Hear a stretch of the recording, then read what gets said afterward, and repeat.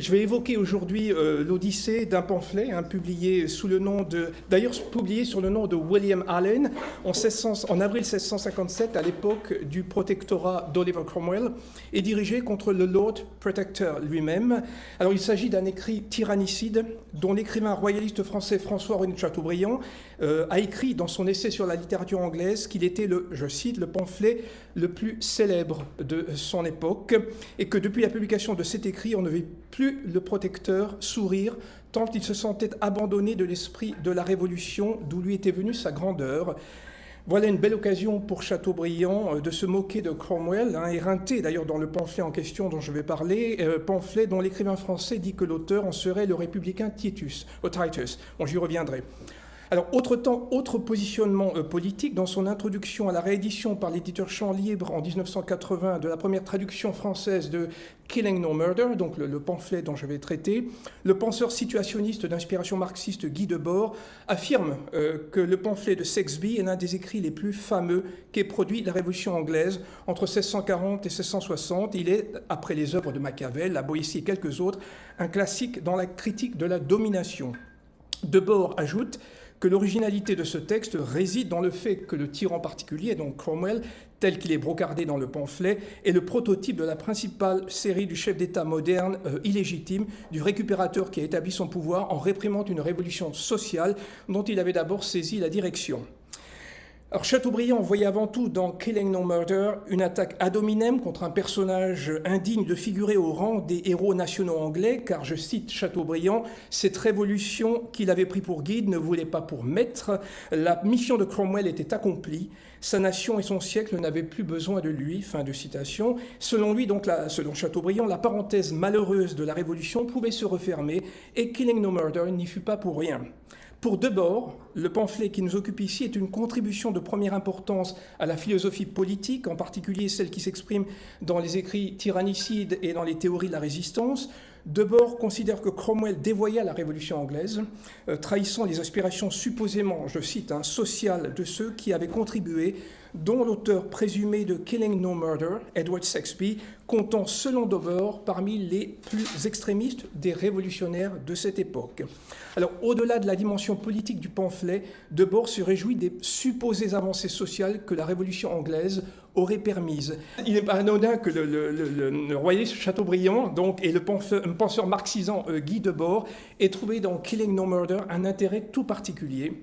Le premier pour écrire une histoire canonique de la littérature anglaise et le second pour légitimer sa contestation de l'ordre établi et promouvoir une alternative à la société capitaliste.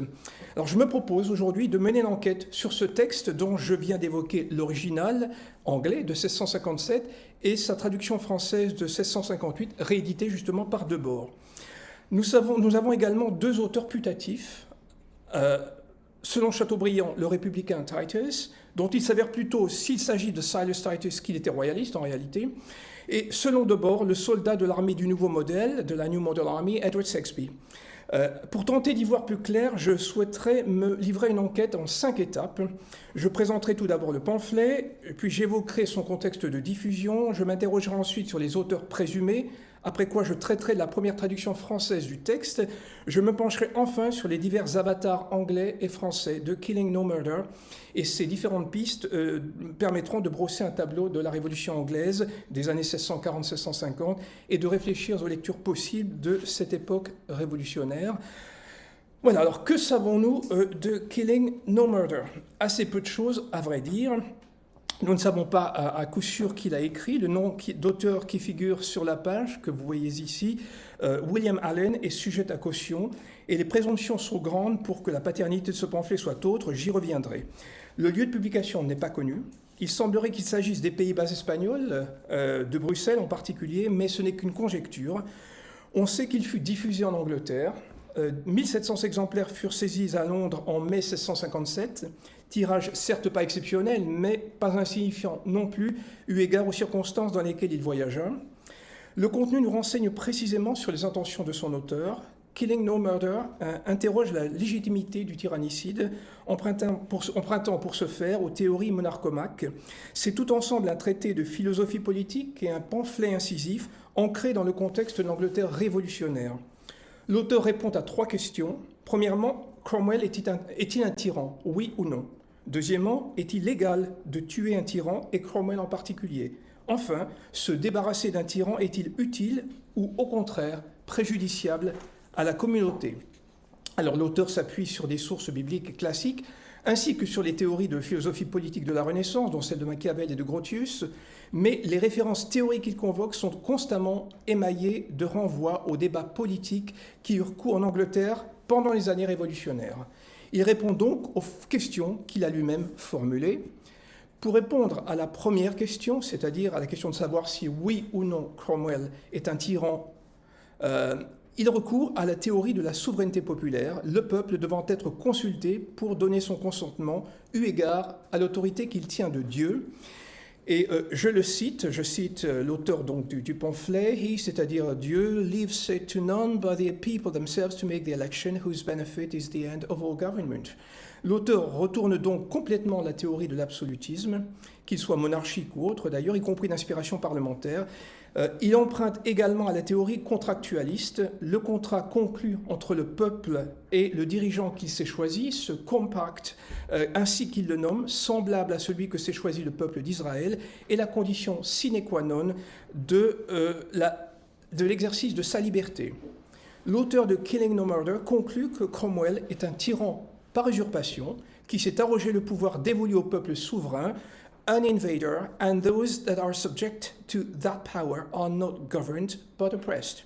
Il s'appuie sur l'histoire récente de l'Angleterre pour asseoir son argumentation. L'avènement du protectorat a consisté en un changement majeur de régime politique sans consentement populaire, régime issu, selon l'auteur, d'une dissolution du Parlement par la force. Il fait référence ici au coup d'État orchestré par Cromwell en avril 1653 contre le Parlement croupion, the Brown Parliament, auquel ne succéda pourtant pas directement l'instauration du protectorat, mais la mise en place, certes par Cromwell lui-même, du Parlement des Saints, connu sous le nom de Barebones Parliament.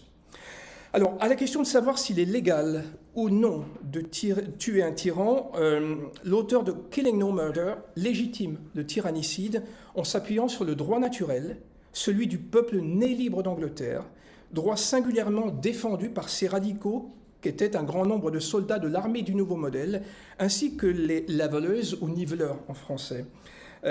Et je cite l'auteur, « Sure, no Englishman can be ignorant that it is his birthright to be master of his own estate, and that none can command any part of it, but is by his own grant and consent. All other ways are mere robberies in other names. » Le droit naturel émanant de Dieu en dernière instance, Dieu donnera donc le pouvoir et l'autorité à l'homme de se débarrasser de Cromwell, that bloody and deceitful man. Enfin, à la question de savoir si se débarrasser d'un tyran est utile ou préjudiciable, l'auteur de Killing No Murder répond qu'il est absolument nécessaire de libérer le monde de cette vermine, free the world of this pest. Entendant Cromwell, bien sûr, il en appelle à l'exercice d'une justice extraordinaire. Dut-on renoncer pour ce faire au serment passé qu'il préconise de jeter par-dessus bord?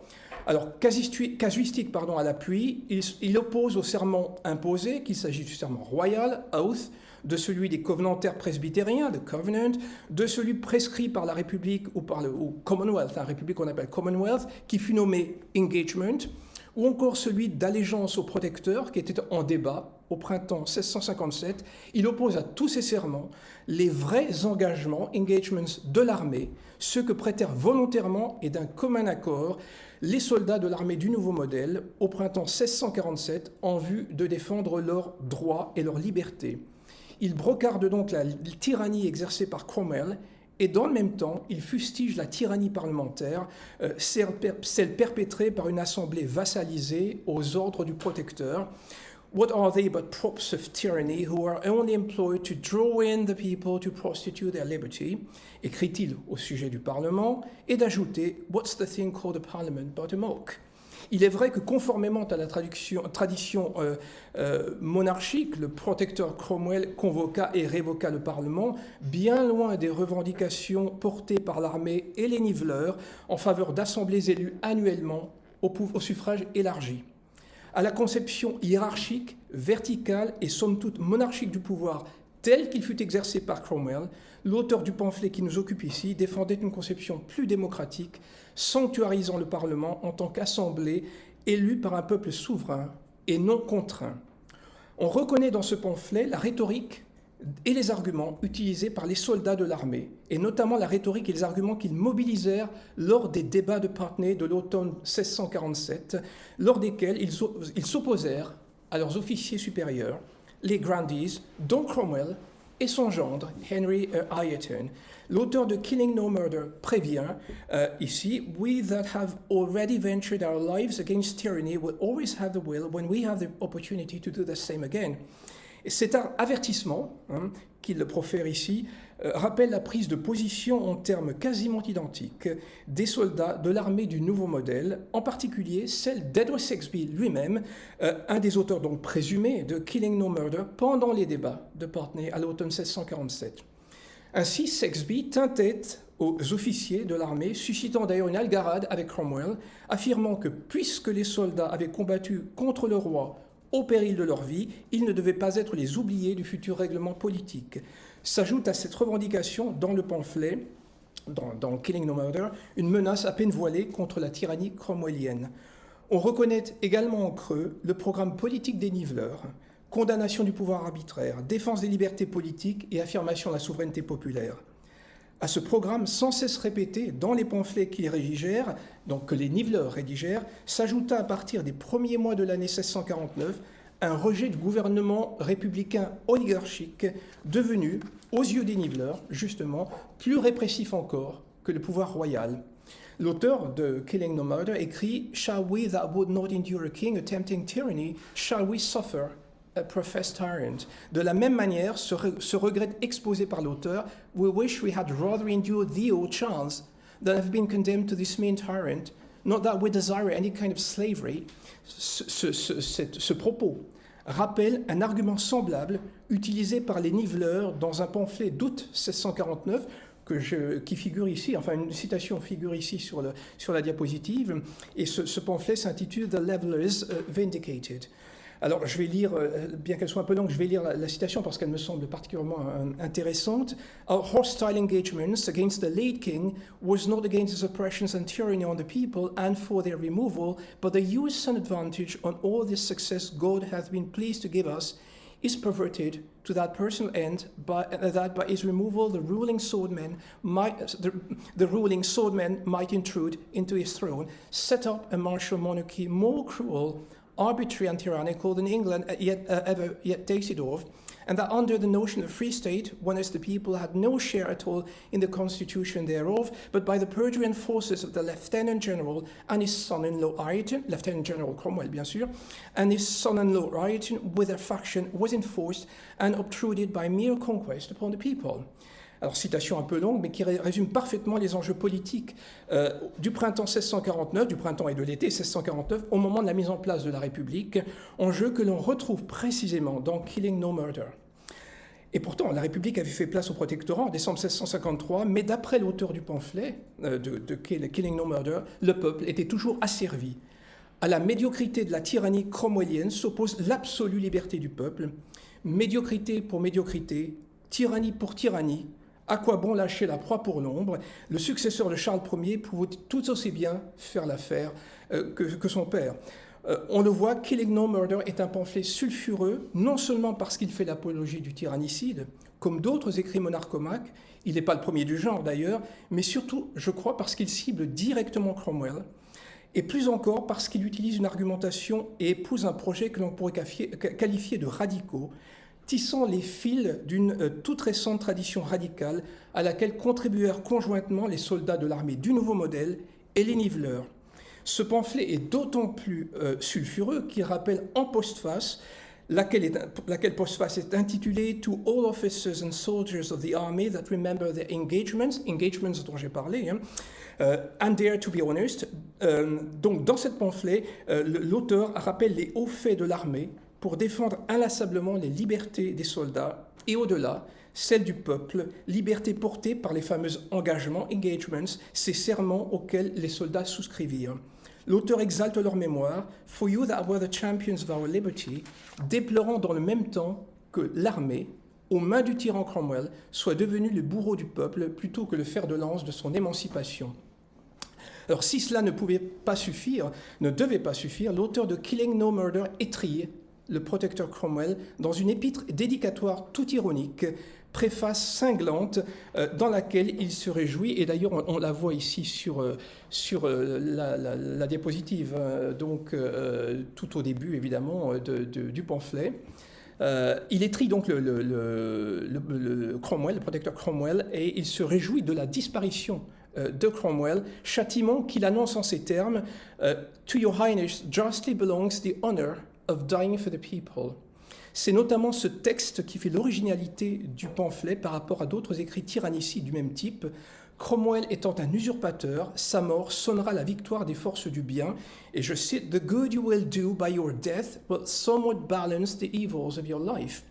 L'objectif de Killing No Murder consiste non seulement à légitimer le tyrannicide, mais à susciter de manière performative l'assassinat de ce tyran-là. Nous avons bel et bien affaire à une arme de propagande, ici, d'autant plus redoutable et jugée comme telle par les autorités du protectorat, semble-t-il, que le protecteur affrontait des vents contraires au moment de la publication et de la diffusion du pamphlet.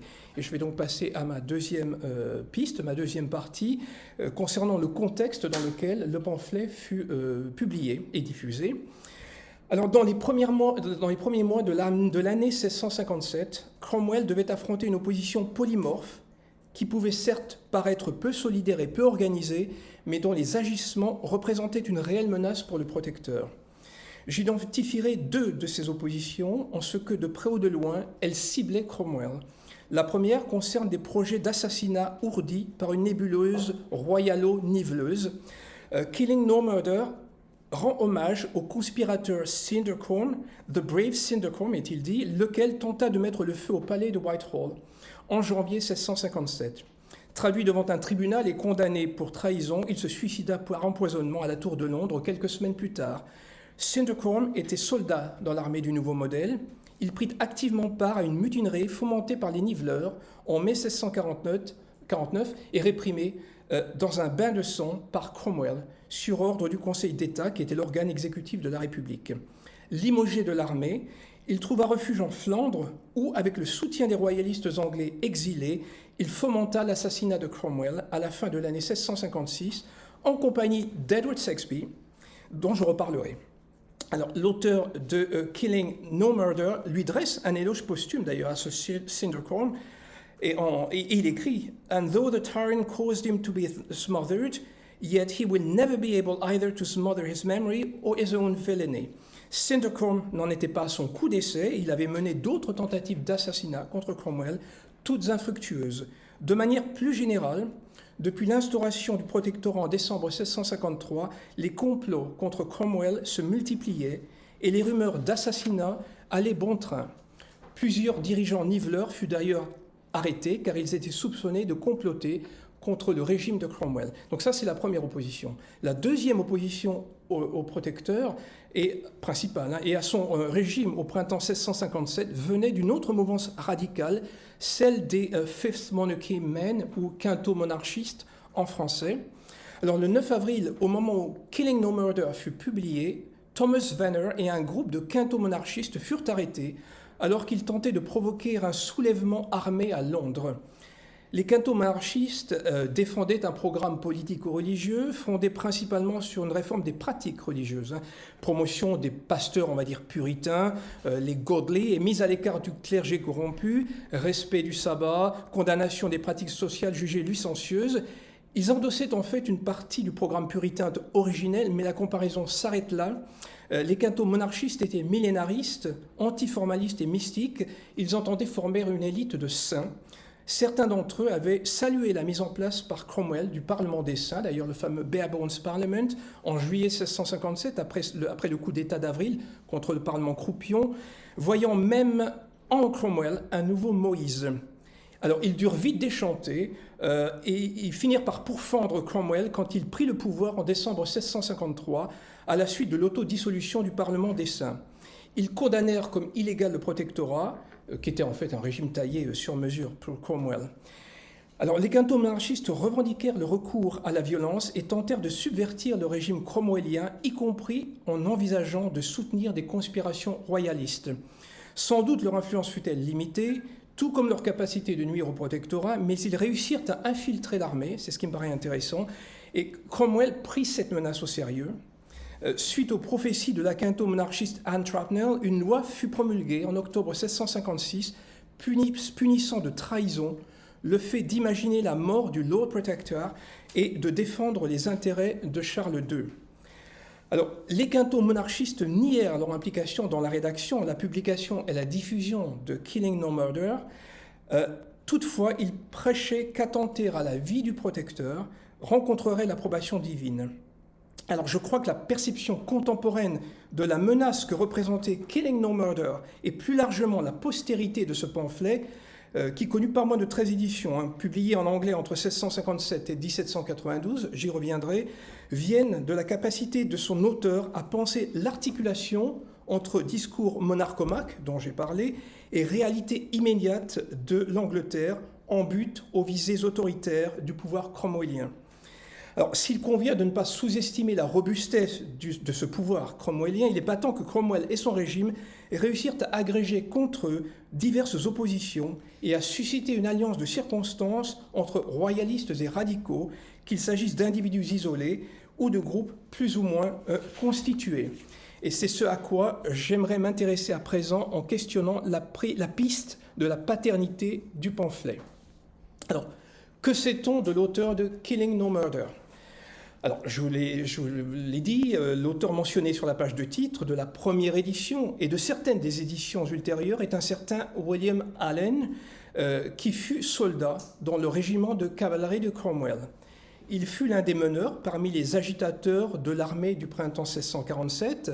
Alors, ces agitateurs avaient été désignés par la troupe dans leurs régiments respectifs pour porter les doléances des soldats à 3 généraux, dont le commandant en chef de l'armée du nouveau modèle, Thomas Fairfax, et Oliver Cromwell. Allen fut accompagné pour l'occasion de 2 autres agitateurs, dont le fameux Edward Saxby. On retrouva certains de ces agitateurs à Putney, au moment des débats de Putney, à l'automne 1647, pour une rencontre au sommet avec leurs officiers. Tout cela après que les soldats se furent prêtés les uns aux autres un serment d'engagement, le fameux engagement, et qu'ils eurent couché plusieurs fois leurs griefs dans des écrits destinés à la fois à leurs supérieurs hiérarchiques et au Parlement. Allen fut soupçonné de désaffection à l'égard du protectorat, mais il nia être l'auteur de Killing No Murder. On rapporte qu'il aurait avoué au protecteur qu'il n'en avait pas les capacités d'en être l'auteur, mais que s'il avait été capable de l'écrire, il l'aurait fait, le plus volontiers du monde. Alors certes, ça ne suffit pas à disculper Allen, mais il semblerait que son identité n'ait en réalité été qu'un prête-nom. Alors un deuxième auteur putatif serait Silas Titus, ou Silas Titus. Son nom fait l'objet d'une mention manuscrite sur la page de titre de l'édition de 1659 et sur celle de plusieurs éditions publiées en 1689, je reviendrai après sur ces éditions, ainsi que sur les éditions qui parurent dans le courant du XVIIIe siècle.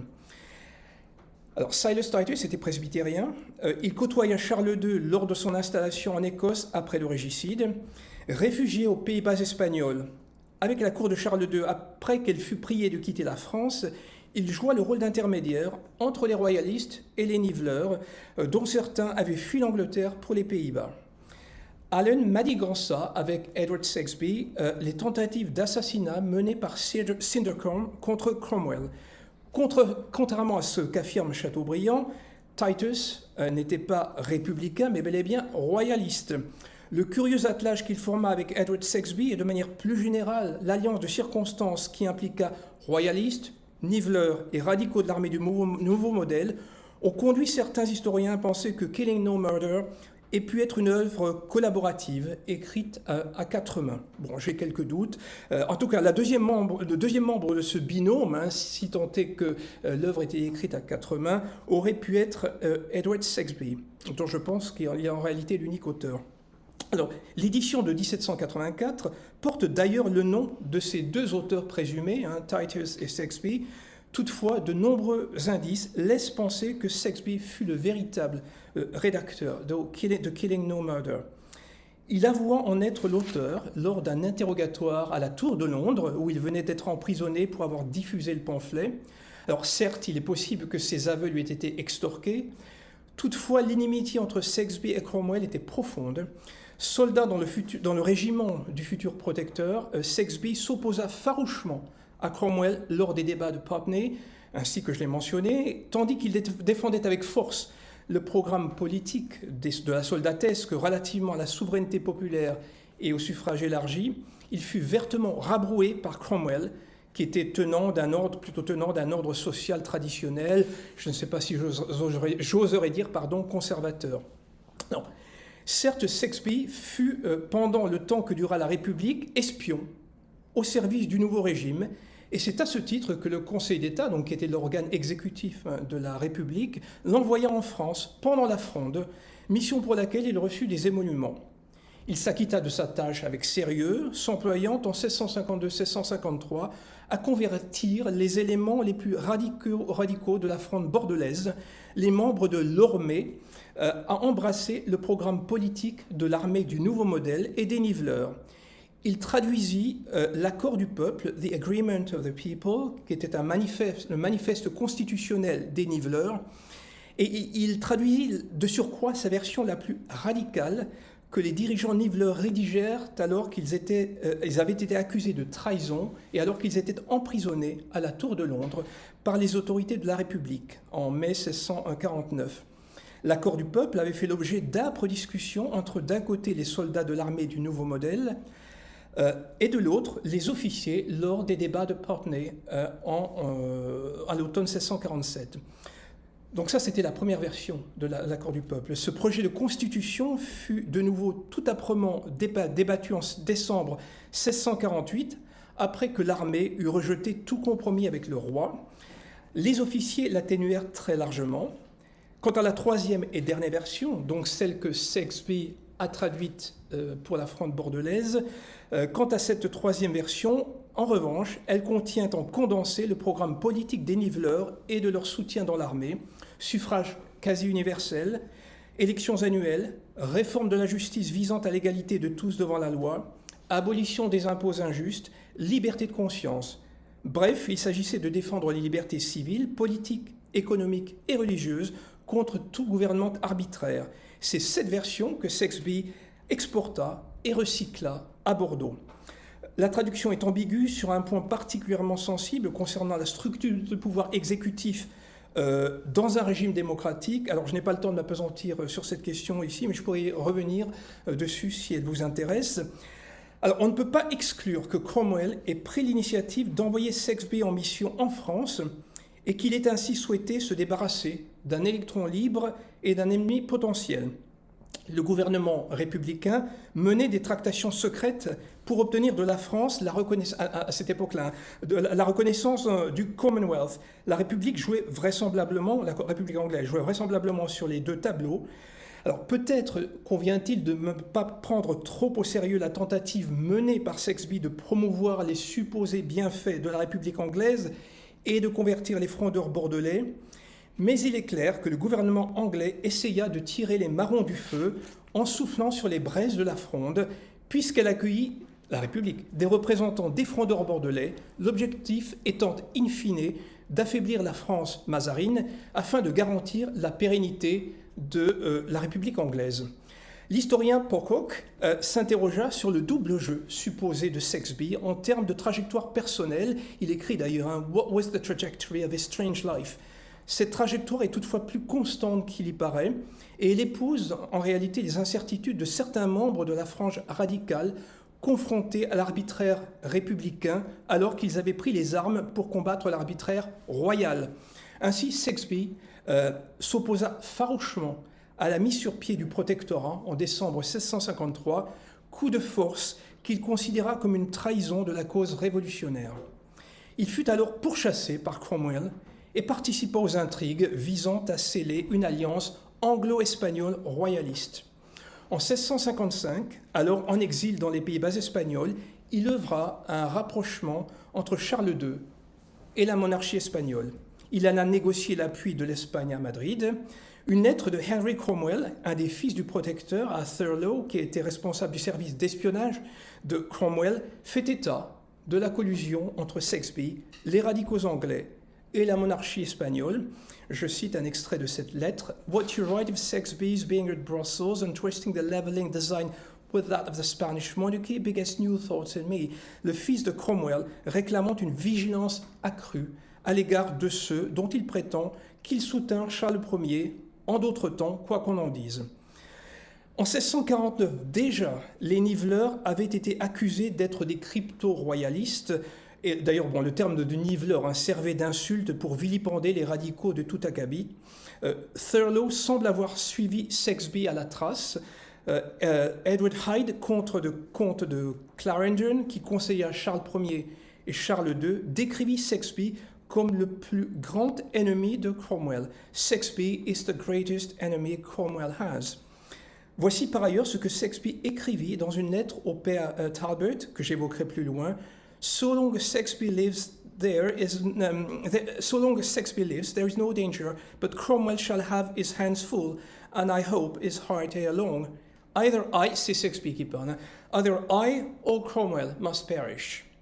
Cromwell rendait bien à Saxby cette détestation, puisqu'il le cible précisément, mais sans le nommer, dans le discours d'ouverture qu'il prononça devant son deuxième Parlement en septembre 1656. Cromwell y fustige l'Espagne, dont il déclare qu'elle est l'ennemi héréditaire de l'Angleterre, pour avoir scellé une alliance avec Charles II. La volée de bois vert adressée à Saxby fut très probablement occasionnée par le soin qu'il mit à servir d'entremetteur entre les royalistes anglais en exil et la monarchie espagnole.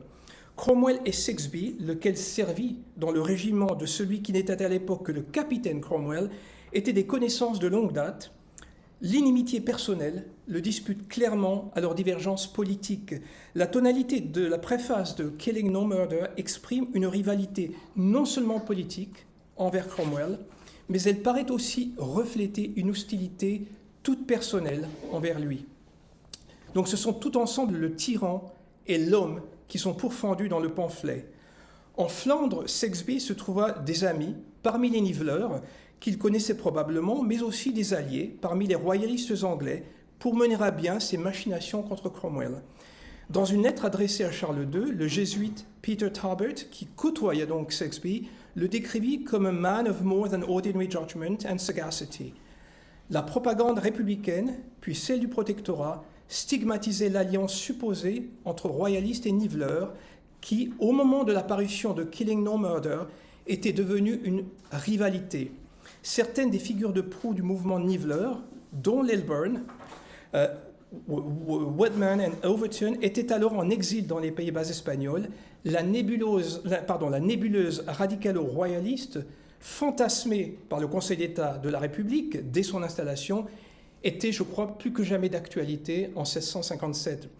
Et il me semble qu'il convient de comprendre le sens de la publication de Killing No Murder dans le contexte politique de l'Angleterre qui suscita ce pamphlet, mais aussi dans ce contexte géopolitique européen. L'Angleterre avait fait le choix de l'alliance avec la France en 1657. L'Espagne avait donc les coups des franches pour manœuvrer et donner des gages à Charles II, dut-elle s'appuyer sur un réseau de radicaux anglais désorientés.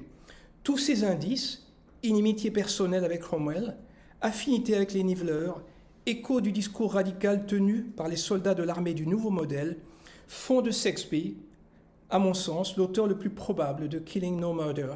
L'alliance de circonstances entre les royalistes anglais et espagnols et les radicaux anglais explique sans doute qu'une certaine postérité les considérait comme le pamphlet le plus célèbre de son époque, ainsi que l'affirment uniment Chateaubriand et Guy Debord.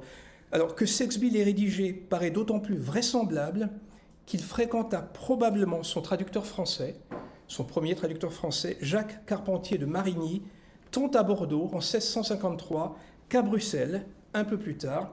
Et je souhaiterais donc à présent évoquer la première traduction française de Killing No Murder. C'est donc ma quatrième piste. Alors, que sait-on de Tuer n'est pas un meurtre, le titre du pamphlet traduit par supposément traduit par Jacques Carpentier de Marigny. En 1658, soit un an après la publication de Killing No Murder, paraît donc sa première traduction française sous le titre de... alors c'est pour après... Voilà, sous le titre de « Tuer n'est pas un meurtre ». 2 éditions furent publiées de façon concomitante. La page de titre de l'une indique qu'elle fut imprimée à Lugduni, dont on peut raisonnablement penser, mais sans certitude, qu'il s'agit de Lyon. Le pamphlet débute par un avertissement de l'imprimeur au lecteur, que vous voyez ici et que je vais lire. Cette traduction m'étant par hasard tombée entre les mains, j'ai cru que je devais en faire part au public afin que l'on vît quels sont les sentiments des Anglais pour le grand protecteur de leur nation. Je crois qu'il y a une touche d'ironie là. En l'absence de colophon, il est difficile d'identifier l'imprimeur. On ignore s'il dit vrai, on ne sait pas non plus si la traduction qu'il mentionne lui est arrivée en version imprimée ou manuscrite. La seconde édition, quant à elle, donc la seconde édition de 1658, aurait quant à elle été imprimée à Bruxelles, dans les Pays-Bas espagnols. L'édition lyonnaise serait-elle en effet une copie de l'édition bruxelloise? Il est possible de le croire, si l'on en juge par le parcours du traducteur supposé du pamphlet anglais. Alors celui-ci, l'auteur supposé, serait Jacques Carpentier de Marigny, qui était un poète et un pamphlétaire, proche du milieu littéraire libertin parisien. Il est connu comme l'un des principaux chansonniers de la Fronde. Il composa des mazarinades pendant toute l'année 1649, puis après octobre 1651, il s'expatria à Bordeaux avec la troupe de Condé et de Conti. Il n'est pas impossible qu'il ait fait la connaissance de Saxby à Bordeaux, donc un des auteurs présumés de Killing No Murder. Il resta fidèle à Condé jusqu'à la fin de la Fronde des Princes, en juillet 1653, mais poursuivi par les autorités, il se réfugia en Flandre, suivant Condé en son exil. Et il se fit octroyer le titre de chevalier baronnet d'Angleterre par Charles II à Bruxelles en 1658. Alors, on ne peut pas exclure qu'il s'agisse là d'une récompense pour service rendu à l'Angleterre, la traduction française ayant pour but de rendre public et accessible ce pamphlet incisif contre Cromwell. Saxby, on s'en souvient, était lui aussi dans les Pays-Bas espagnols en cette période, où il avait œuvré avec un certain succès à mettre sur pied une alliance entre les partisans de Charles II et les radicaux anglais en exil. Killing No Murder était, semble-t-il, au centre d'une cabale internationale contre Cromwell, sans qu'on sache véritablement comment devait s'opérer l'assassinat du protecteur. Outre les tentatives de meurtre isolées, menées par certains, mais toutes avortées, les tentatives que j'ai évoquées tout à l'heure, fallait-il désormais, ou parallèlement à d'autres complots, tenter de pousser le peuple anglais à la révolte et l'armée à la sédition? Alors, toutefois, si Saxby escomptait promouvoir le programme politique des radicaux de l'armée du nouveau modèle et des niveleurs, il en serait assurément pour ses frais. Mais pour l'heure, l'essentiel était de mettre hors d'état de nuire l'ennemi commun, Cromwell. Killing No Murder, tant le texte anglais que sa traduction française, connut une belle postérité. C'est sur ce point que je souhaiterais me pencher à présent, et c'est donc la 5e piste que je vous propose, la postérité de Killing No Murder. Alors, on peut mesurer l'impact de Killing No Murder par les 2 réponses immédiates qu'il suscita. Il n'était pas rare que les pamphlets de la première modernité, comme vous le savez, fassent l'objet de controverses écrites, mais ce n'était pas non plus une pratique généralisée. Les contradictions de Killing No Murder sont des réponses point par point, comme il était d'usage, à l'argumentation développée dans le pamphlet qui nous intéresse ici, dans Killing No Murder. Alors je vais évoquer les 2 pamphlets qui ont répondu à Killing No Murder, d'abord en Angleterre. La première de ces réponses fut publiée anonymement sous le titre de Killing is Murder. Et vous verrez, il y a plus subtil après. À la question de savoir si Cromwell est un tyran, l'auteur répond que le protecteur a été choisi par le peuple, à supposer d'ailleurs, et c'est la réserve qu'il exprime, que le peuple ait la légitimité d'exercer une quelconque souveraineté. De manière très allusive, il fait référence ici au principe de souveraineté populaire garanti par une déclaration parlementaire de janvier 1649, laquelle permit de légitimer le procès du roi Charles. La réponse anonyme à Killing No Murder repose sur l'argument suivant. Alors, j'en grossis un petit peu le trait. Puisque le peuple a consenti au gouvernement de Cromwell, le protecteur est légitime et tout le monde est quitte. Alors, à la question de savoir si l'assassinat de Cromwell serait bénéfique ou préjudiciable en Angleterre, l'auteur répond que Cromwell garantit la cohésion politique du pays et qu'il est un rempart contre la menace d'une nouvelle guerre civile et surtout un bouclier contre l'anarchie et les élans impétueux du peuple. Je cite: "Of all tyrannies, the fury and madness of the people is the greatest." Légitimant l'autorité de Cromwell, l'auteur lit Killing No Murder comme un manifeste produit par une frange radicale dont il faudrait absolument empêcher les excès.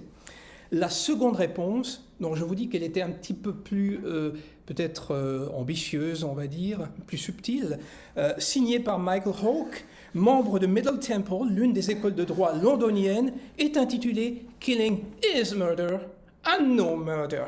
Alors, à la question de savoir si Cromwell est un tyran, Hawke répond que le protecteur ne saurait être un tyran en titre, car il exerce une autorité légitime, pouvoir qu'il tient premièrement de Dieu, deuxièmement de ses prouesses guerrières, lesquelles lui permirent de remporter les guerres civiles, et troisièmement du consentement du peuple. Il ne saurait pas davantage être un tyran en exercice dans la mesure où, selon l'auteur, il a toujours respecté un certain équilibre des pouvoirs, ne volant la vedette ni au Parlement, ni à son gouvernement, le fameux Council of State, le Conseil d'État. Alors, Cromwell n'étant pas un tyran, selon Hawke, Hawke considère que les deux autres questions sont sans pertinence et il n'y répond pas. En revanche, il éreinte scrupuleusement l'auteur de Killing No Murder, qu'il accuse d'être un monarchomach jésuite, digne de Mariana et de Suarez. L'hebdomadaire officiel du protectorat, qui s'intitulait Mercurius Politicus, répéta ces accusations, affirmant que le pamphlet avait été rédigé par, je cite, « some Jesuited villain ».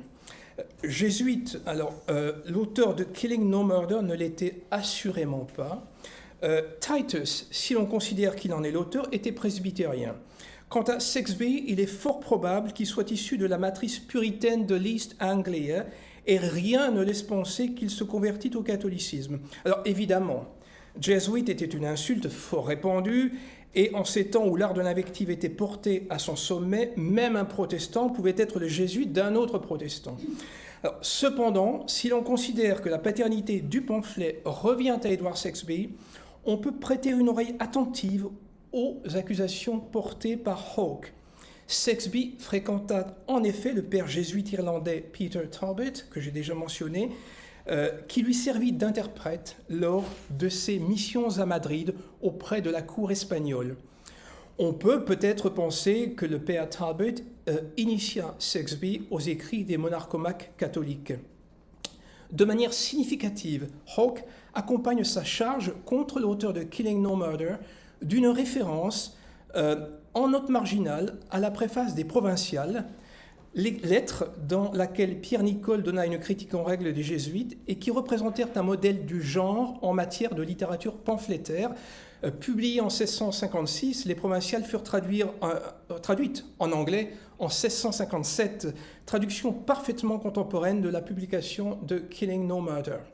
Alors Hawke tire les fils d'une collusion supposée entre les jésuites, les niveleurs, dont il rappelle les mutineries qu'ils orchestrèrent dans l'armée du nouveau modèle au printemps 1649, mutineries pour lesquelles ils ont été réprimés par le Conseil d'État et par Cromwell notamment.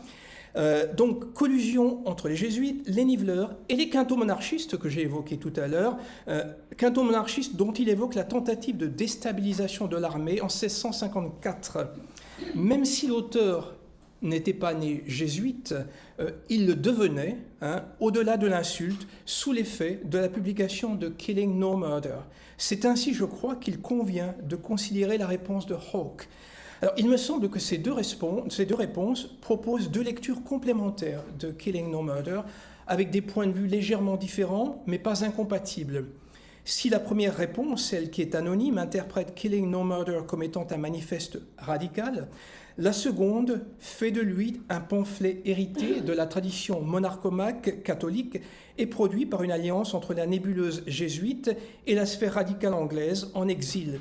Ces deux lectures, je crois, sont aussi celles que lui appliqua la postérité. C'est ce que je voudrais montrer pour finir avant de proposer quelques conclusions. Alors, Killing No Murder fut réédité de nombreuses fois, de 1657, date de l'apparition originale, et de 1657 au début du XIXe siècle. Olivier Luto dresse de ces rééditions un panorama exhaustif dans son ouvrage Des révolutions en Angleterre. Alors, il ne me paraît pas opportun d'entrer dans le détail de chacune des parutions, d'autant plus qu'entre réédition et réimpression, dont certaines furent des réimpressions de réédition, et traduction en français, on se perd un peu dans le maquis d'une longue histoire éditoriale.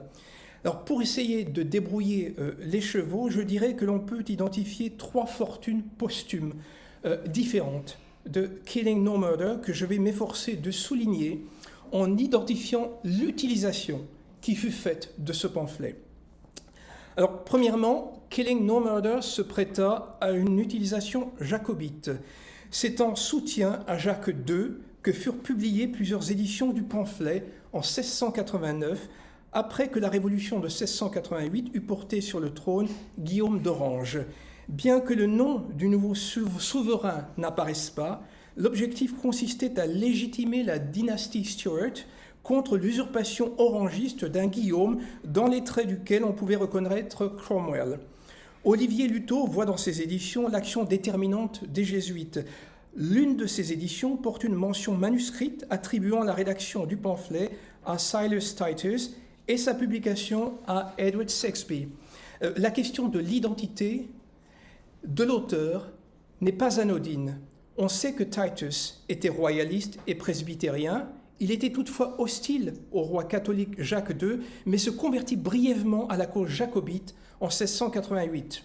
Une édition de Killing No Murder fut publiée à Édimbourg en 1745, probablement en soutien à l'insurrection du jeune prétendant contre les Hanovres.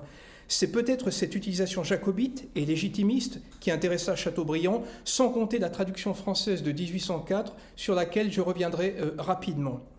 Alors, la deuxième utilisation de Killing No Murder est plutôt d'inspiration qu'on pourrait qualifier de Whig.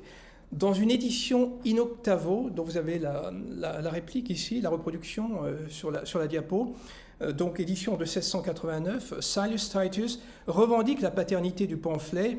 Il l'avait déjà fait juste avant la Restauration, reconnaissant que William Allen était un prête-nom. Dans un plaidoyer pro-domo introductif, il se présente, ou on le présente, comme a very zealous patriot against popery and a great promoter of the Protestant succession. Il faut dire que quelques mois après s'être rallié au panache de Jacques II, Titus fit volte-face et se rangea du côté de Guillaume d'Orange. Peut-être, il était encore en vie à l'époque, peut-être la revendication de la paternité de Killing No Murder était-elle un moyen pour cet opportuniste de se refaire une virginité politique.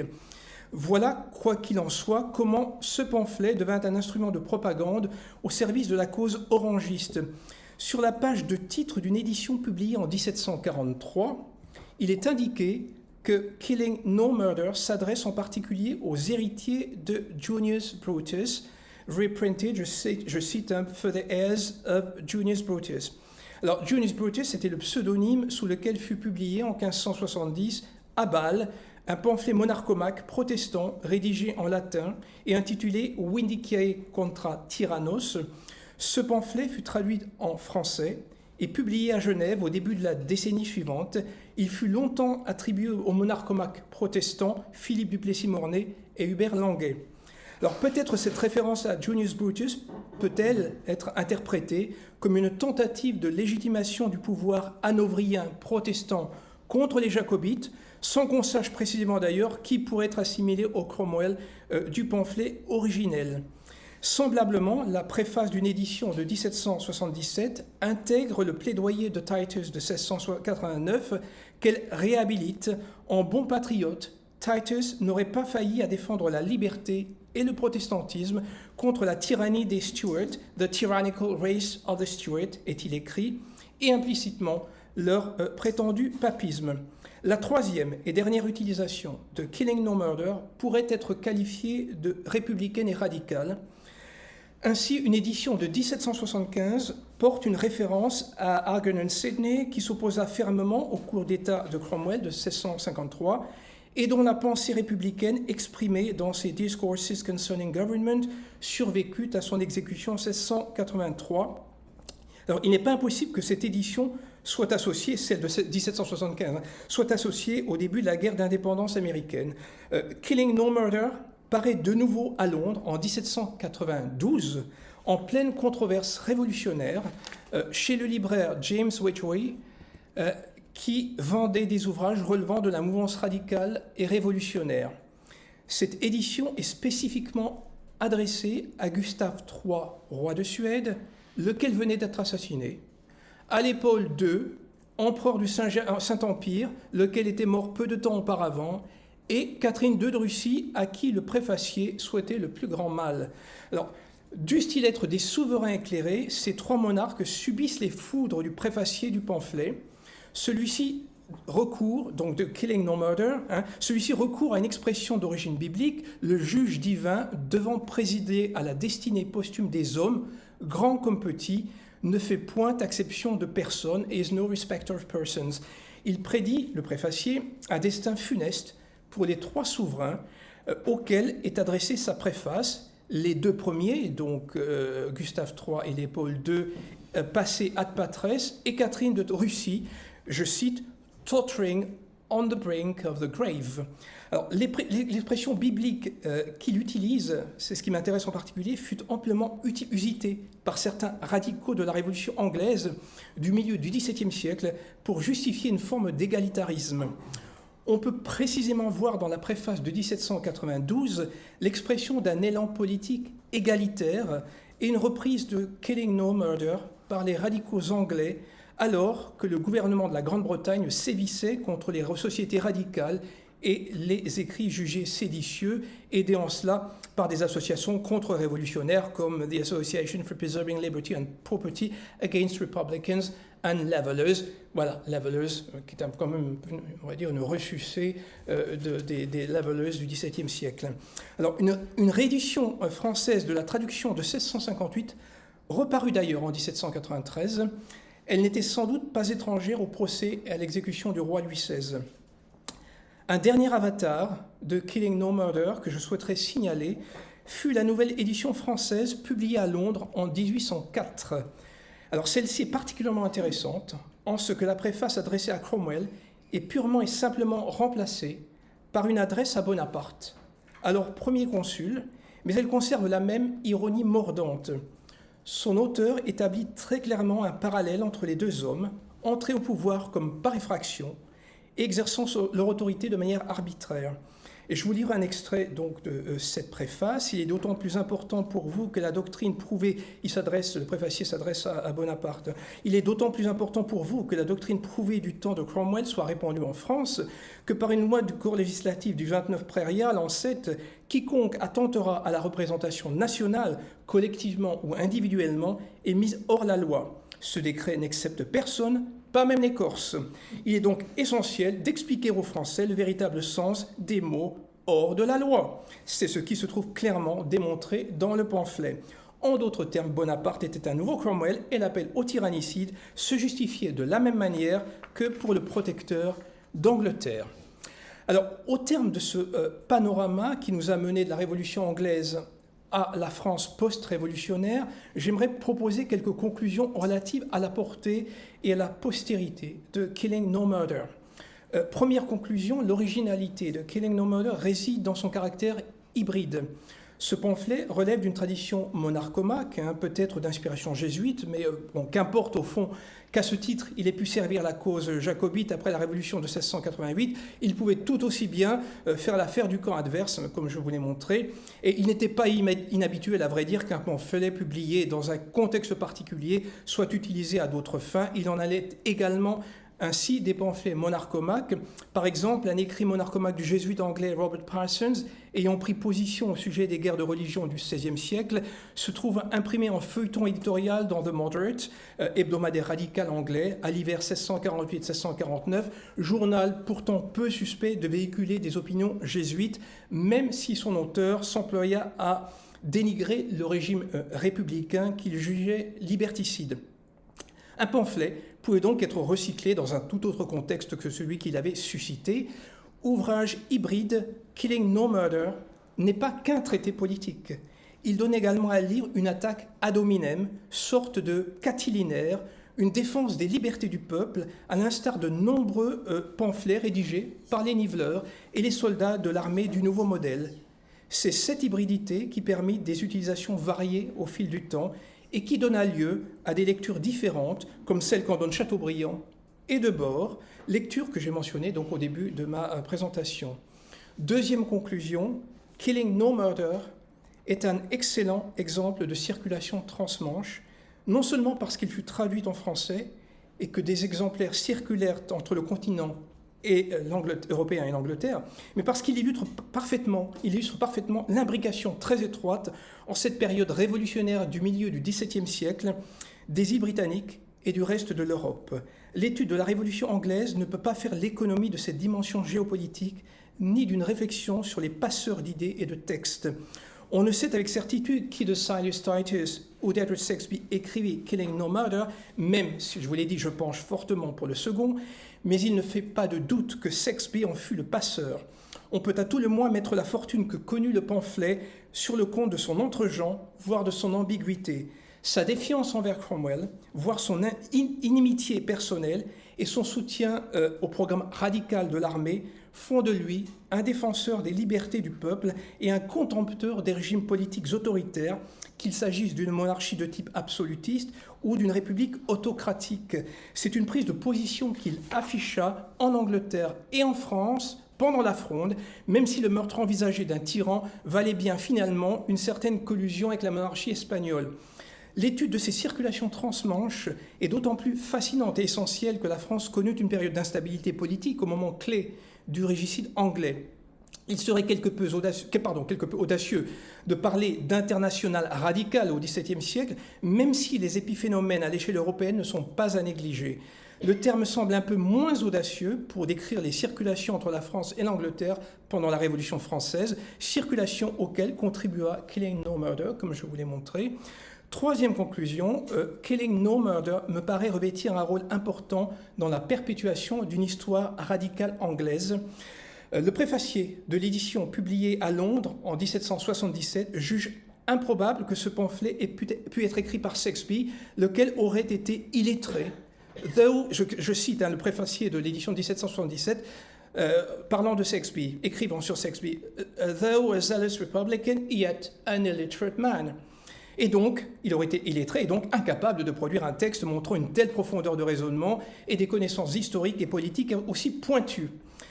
La Révolution anglaise donna pourtant naissance à une littérature que je qualifierais de plébéienne, en particulier au sein de l'armée du nouveau modèle. L'armée était une véritable pépinière politique et un lieu fécond d'échanges. Killing No Murder reflète la pensée des niveleurs dont l'auteur a pu s'inspirer. Mais il est surtout, je crois, le produit d'un radicalisme que Rachel Foxley qualifie de « army inflected type of radicalism ».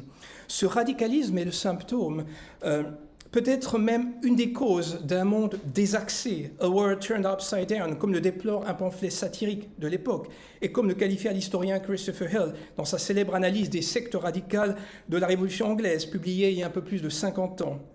Les thèses qu'il défend ont certes été contestées par l'historiographie révisionniste à cause de leur trop grande systématicité et du substrat marxiste qui les sous-tend, mais je crois qu'on aurait tort cependant de les passer par pertes et profits. Dans son étude intitulée Ehud's Dagger, Class Struggle in the English Revolution, publiée en l'an 2000, James Holston consacre un chapitre à Killing No Murder. Revendiquant une posture ouvertement marxiste, Holston s'intéresse à ce qu'il nomme, je cite, la praxis populaire de ce pamphlet qu'il décrit comme projet radical. Il affirme qu'au-delà de la condamnation en règle de Cromwell, Killing No Murder peut être lu comme une expression des relations de domination entre le pouvoir cromwellien, centralisé et hiérarchique, et les marges radicales dont les occupants se trouvaient alors dans une position politique subalterne et périphérique. Alors certes, ces marges ne sont pas réductibles aux classes populaires, et le cadre théorique marxiste peut paraître ici quelque peu forcé. D'ailleurs, la pensée des niveleurs a parfois été considérée comme préfigurant le libéralisme lockéen. L'activisme des soldats de l'armée, en revanche, relève davantage d'une forme d'empowerment, pour utiliser un terme à la mode, empowerment plébéien. Même si Killing No Murder s'est prêté à plusieurs interprétations et utilisations postérieurement à sa publication, il me semble cependant qu'il a toute sa place dans une histoire radicale du Royaume-Uni, histoire que revendique et que raconte Edward Vallance dans son ouvrage A Radical History of Britain. Saxby y figure, mais pas Killing No Murder, on pourrait tout à fait l'y intégrer. Alors, on a reproché à Vallance un penchant pour une histoire téléologique, ce que n'est pas du tout son ouvrage, par ailleurs. Alors, l'histoire qui s'écrivit dans les marges de la contestation à l'époque de la Révolution anglaise connut une nouvelle fortune en d'autres temps. Killing No Murder mérite d'être étudié dans ce temps long, en tant qu'il est l'expression de voix minoritaires, non consensuelles, non mainstream, et qu'il prêta sa voix à d'autres formes de dissensus. Killing No Murder remet en cause avec beaucoup de vigueur les normes sociopolitiques de son époque. Outre le fait que son auteur appelait expressément au meurtre du tyran de Cromwell, la remise en cause de ces normes est peut-être une des raisons pour lesquelles le pamphlet aurait empêché Cromwell de sourire. C'est sans doute aussi pourquoi, à en croire de bord, il a été considéré comme l'un des écrits les plus fameux qu'ait produit la Révolution anglaise. Voilà, je vous remercie.